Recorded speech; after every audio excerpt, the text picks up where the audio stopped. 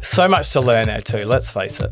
Massively. Like the indigenous world is, I mean, you know, yeah, like fuck, as a white South African, being told I couldn't go into community, being invited into community, and then being adopted by community, you know, like in East Arnhem Land, and working with the Yolngu and living and cooking and learning with the Yolngu. It's like fucking, you know, when you're like a crazy segue, like, you know, I was on Banu or Bremer Island, which is an island that's like 6K by 6K, just an hour outside of Yirkala in East Arnhem Land. So like Nhulunbuy Gove, Yirkala, Bremer Island. And the guy that adopted me was a guy called Amoje. Amoje means snake pit.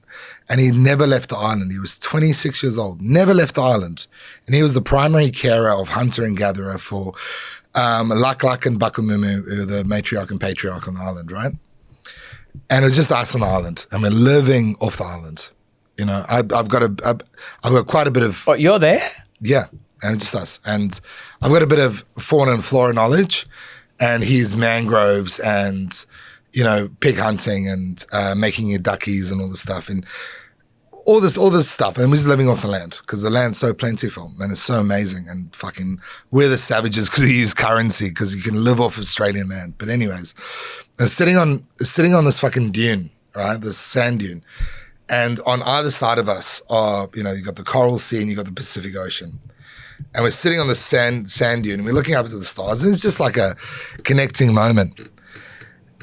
And then he asked why the seasons are stretching out longer or seasons are disappearing, right? You know, the 6 seasons of Indigenous people. I think you got to be this person to explain to him about climate change for the very first time. Wow. Never. Yeah. Wow. What a fucking shit moment. You know what I mean?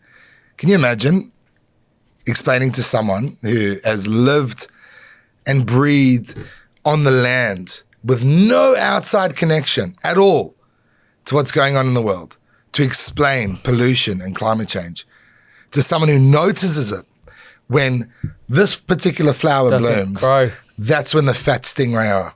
But there's less and less they didn't come this season. Why is that? Fuck, man, it's a fucking trip. Like, so whereabouts, what area is this? This is East Arnhem Land. This is NT. That's right-hand great. side, Coral Sea. So without knowing obviously what you know, but he's like going, yeah, this is, something's happening. Never left the island in his entire life. An island, as I said, populated by 8 people, 6Ks by 6Ks, never left it. Hunter-gatherer. And you're sitting on a sand dune going, fuck, dude. You must have felt like a bad How do you guy. explain that to an adult? How do you explain that to someone that is so progressive in other ways, but there's no internet, there is no cell phone, there's no Google, there's no nothing. It's just noticed by the seasons changing or a particular flower blooming that something isn't right, and how fucking dumb we are, because this is someone who's like, this we cherish, we nurture, you know, the Mother Earth, because we feed off of it. Yeah. And the timings just aren't working out. Do you know why? It's like, have you seen this documentary about Al Gore?